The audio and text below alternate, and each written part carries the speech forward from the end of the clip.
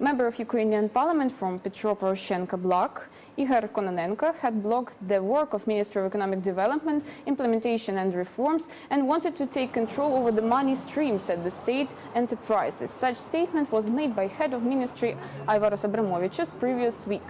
Now National Anti-Corruption Bureau had started the investigation. On 8th of February, minister visited first interrogation in Anti-Corruption Bureau.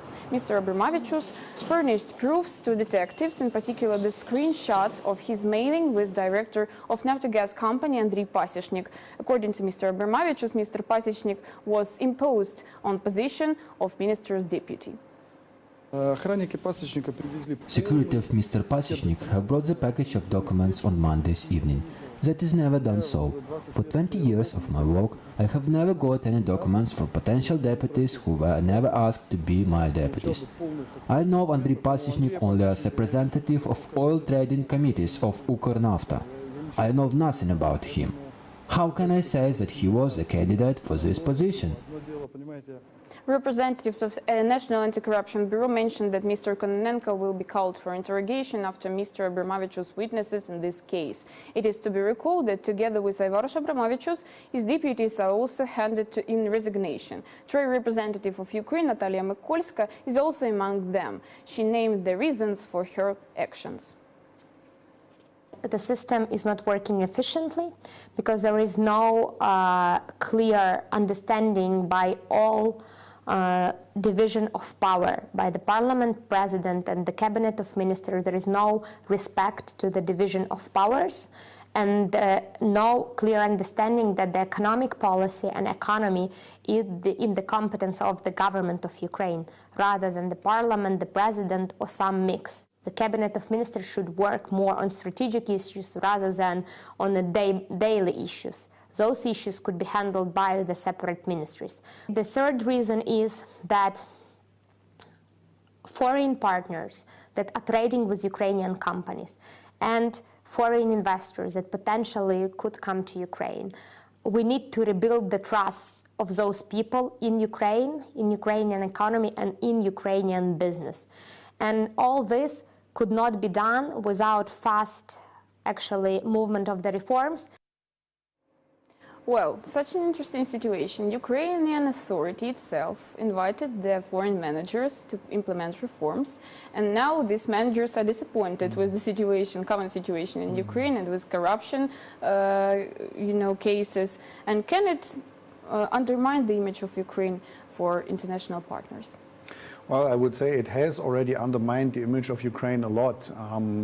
If you see that Ukraine depends a lot on foreign creditors, on the International Monetary Fund, on credit lines by governments, this is of course a shocking situation, because who right now wants under these circumstances give any money to Ukraine, right? I think Abramovičius stepping down was a very bold move. We now read in many interviews or in many analyses that what he wanted to do was to give a wake-up call to the political system and to the elites. But this is a huge gamble also. In many ways, things could also stay the way they are. And Ukraine just lost a very good minister, a very professional minister. I mean, Mr. Abramovičius, together with Ms. Yaresko, was the face of reform in Ukraine. And I just hope that his gamble to wake up society, to wake up the political establishment, that it will work. Well, theoretically, is this situation with invitation of foreign managers can really change the situation in such a country as Ukraine?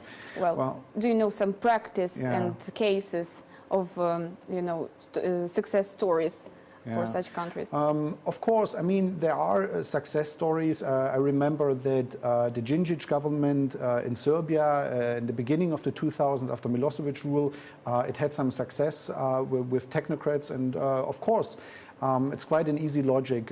You have people in major positions who do not have to fear anything politically, right?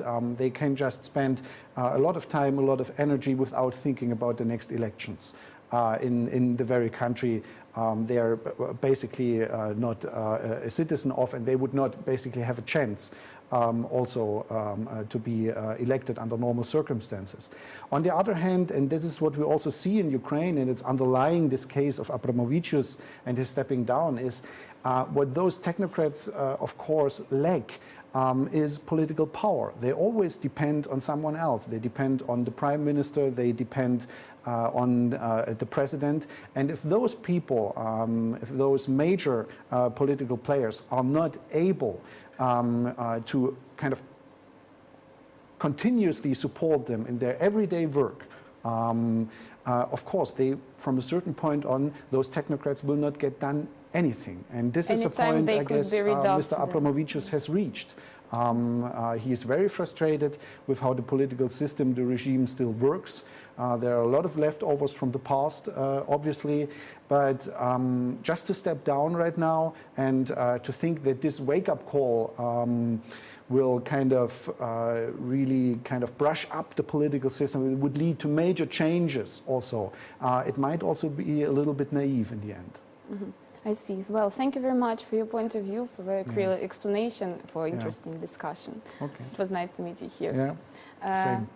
And our guest in the studio was Andrea Hertel, Associate Professor for German and European Studies at National University of Kyiv Mohyla Academy.